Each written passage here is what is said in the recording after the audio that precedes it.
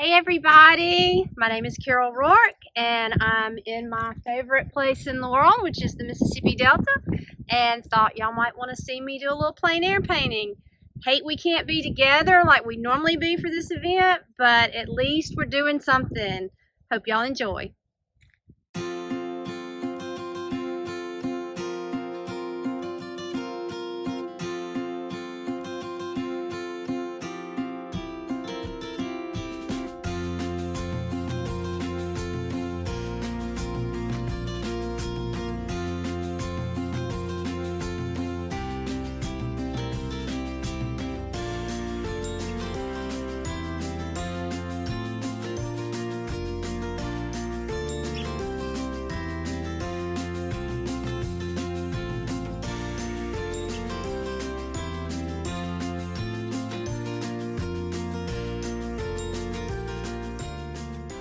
Hey everybody, so I'm back in my studio. I've done my little plein air piece and back in, out of the gnats, out of the wind. Really wasn't hot, but yeah, sometimes it is. We all know that. So why do we do this? Why do we not do this more should be the real question. You know, if you've painted plein air, and I'm sure most all of you have, or you wouldn't be watching this, you know firsthand how important it is for the knowledge it gives us to bring back into our studio. Our cameras can only do so much. Yeah, they're a great tool, but they don't capture the shadow nuances that we see with our own eyes. They don't capture the exact colors or the depth we see when we're out on location. There's just no substitute for it. So if you look a little bit at my process, you'll see that I started with a burnt sienna wash, which is somewhat of a grisaille value painting. I like to do that when I have time, meaning pretty much anything but sunsets or sunrises, because the time is so fast then, it's just basically get it on there. But I do like, if I've got that 2-hour window, which is about the most you can have on a sunny day. You know, gray days, you get a little more time, but I like to get that value study. So if that light changes, and it will, even in that 2-hour period, I kind of have an idea of how I want my values to go. So my process is thin to thick, large to small, dark to light.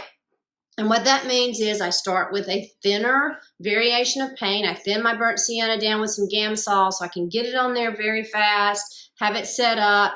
I like to use Gamblin Fast Matte burnt sienna or Griffin Alki burnt sienna because it dries so fast. And a lot of times you'll see me wiping, which helps it dry even faster. And from then on, I start to use thicker paint. So that's my thin to thick. So dark to light. You'll notice that I lay those shadows in first. It's easier for me to build the light on top of my shadows, so I like to have that dark base behind it. Just helps me to get to where I want to go a little bit faster. And even before that, I'm thinking about large to small. It's so easy to go out in the field and just get overwhelmed by every leaf on a tree and every board in a barn, every chicken in the grass, whatever. But what really matters are those large shapes in relationship to each other. So I try to squint down and really simplify my scene and lay those large shapes in first so that I get a nice composition before I move forward. Now, not always am I going out in the field and thinking about, oh, I've got to get the perfect composition so I can get the perfect painting. A lot of times there's not time for that. A lot of times when I go out in the field, it is just note-taking. I'm still thinking about these three things as far as the wash, as far as the large shapes, as far as making sure I put thicker paint over thin paint. But my process may be a little faster. It may be a little bit about, okay, the weather's about to change or the light is about to change. I need to get as much information as I can so that I can take it back in the studio, and it's another tool with the photographs. Sometimes I'll use I have a little brown paper sketchbook that my dear friend Pam Locke made for me, and Dawn Whitelaw showed us how to do these great little studies on there, which keeps them from being too precious. and gives me notes to take back into the studio, because these field notes, whether they're the painted on the paper, but also you'll see I'll have a lot of note taking in pencil, from little pencil sketches to this color should be this color should be that. Whatever I need to get me back into the studio and get the same results that I think I could get when I was on location. Sometimes I'll just take a larger painting out and get it started, so I get that layout and that depth that I can't see on the camera. And then that, along with maybe some of the smaller color studies and the photographs, will help me as I take it back into the studio. You know, we're about to get into winter. Yes, I do go out in the winter. Do I like it? Sometimes I do, sometimes I don't. It's a different time of year. I actually think the Delta is almost a little prettier in the winter, so that drives me outside. Summer is the best time for practicing greens, because guess what? That's all we have is green. So the winter time, even though it might get a little brutal every now and then, I've been known to paint in my car.